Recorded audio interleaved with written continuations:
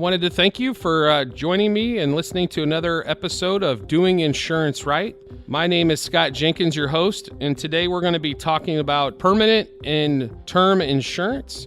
I get asked this question quite a bit here at the agency, so just wanted to spend a few minutes with you kind of going over the differences, what they are and what they do. So a lot of times you're going to see advertisements on TV for life insurance, and they're going to advertise a really low price for a dollar amount. Those are all going to be some sort of term insurance. Basically, $10,000 for $9 a month or whatever it may be. So those are going to be term life insurance policies. Those do expire, those premium rates. There are some term policies that completely expire at a certain age, but all term policies, when they refer to 10-year, 15-year, 20-year, 25-year, 30-year, those refer to those premiums being locked in for that price. So for example, if you're age 25 years old and you get a 30-year term, that premium is locked in till age 55. That's going to be your term. Or if you're 50 years old and you buy a 10-year term policy, that premium is going to be locked in till age 60. So that's going to be what they call your term insurance.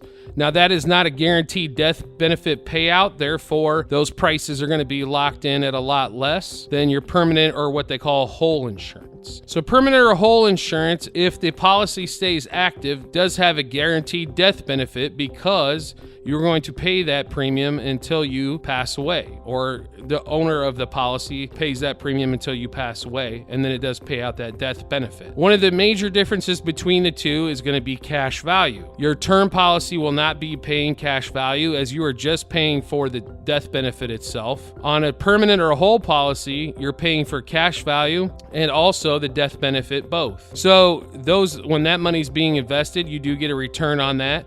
Depending on what policy you sign up for a permanent or whole, as there are quite a few differences, such as just a regular whole policy, permanent policy, or if you're looking for like an index life, something to that effect, there are some differences on cash value. They're all guaranteed not to go below 0%, where they have zero return, but a lot of them guarantee 3%, some guarantee 2%. Some have a cap on earnings as much as 10%. For example, or what they call the FIUL with Farmers does have a cap of 10%, which is one of our more popular permanent funds.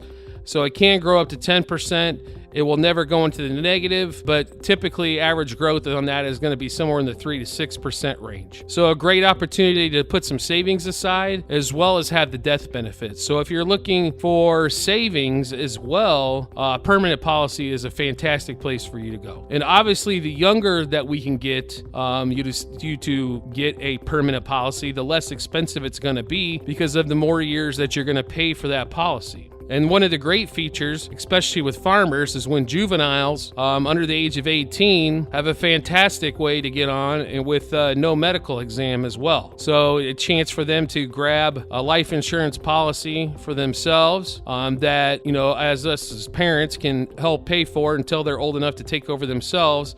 That way, at least they have one guaranteed life benefit policy just in case they have issues down the road with health problems or can't seem to afford another life policy. So some fantastic options there. Basically, I recommend that everybody has some sort of life policy, whether it be something simple just to cover burial costs to help the next person out. Obviously, we don't want to leave the world or the next person in worse shape than what we came in as. But if we can afford a little bit larger, when we would like to put some savings away, which is always highly recommended, some sort of permanent or whole policy would definitely be recommended. We will go into more detail on what kind of other policies are available. This is just to kind of give you a general synopsis of what a permanent policy and what a term policy is, as the question does come up quite a bit, and I just wanted to kind of give you a general outline of both. But in future episodes, we will go a little bit more in depth, taking a policy step by step on exactly what it does and what it covers, and even what some of the riders are that you can choose from.